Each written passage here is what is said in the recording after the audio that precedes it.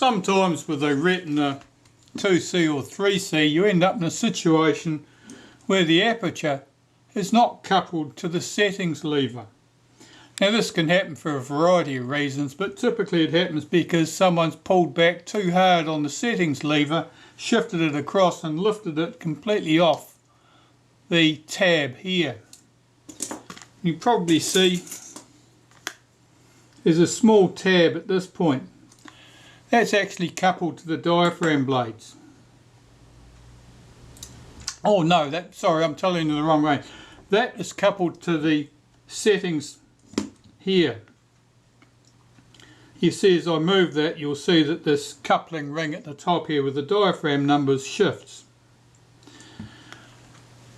Now this piece here, that's coupled to the diaphragm itself. Those two pieces need to be coupled together. And basically, what you need to do is, if this has come loose, and it can happen easily enough, is you rack the focus to the closest focus distance. In other words, you rack the shutter right forward. Pull this tab out, lift it back far enough to get it over that little fork, and now it's coupled again. And you'll see that as I move the aperture setting here, I'm moving the blades, I'm also moving this. And this couples to the shutter settings ring, so that as you move the shutter speeds, you're also moving the diaphragm. But that's what happens. It happens when that setting comes adrift. So I'll show you that again. You can only achieve this really when the shutter is racked right forward. That allows you space to pull this forward. Otherwise, this part of the bracket is tucked down inside the focus scale ring here, and you can't pull it forward far enough to disengage it. So that's usually what's caused it, is that the lens has been pulled as far forward as it possibly can. This has been pulled back further than you'd normally need to pull it, and it's lifted off that little tab. And by reversing the procedure, you can hook the thing back on, and now we're good to go. At the aperture settings, you see change at the top here, and the aperture is coupled at the bottom.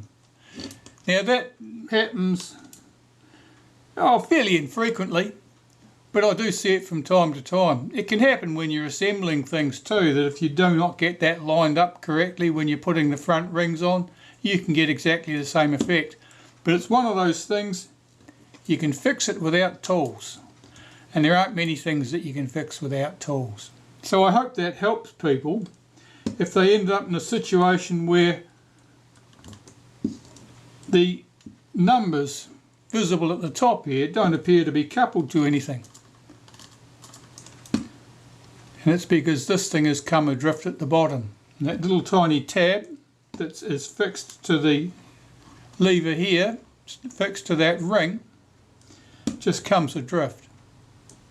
So there you go.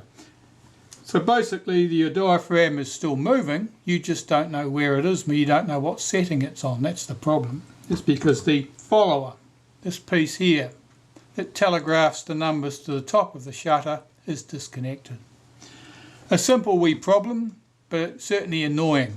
I have seen cases where people send you a camera far away from across the other side of the world, and really that their only problem is that one, and that could easily have been resolved.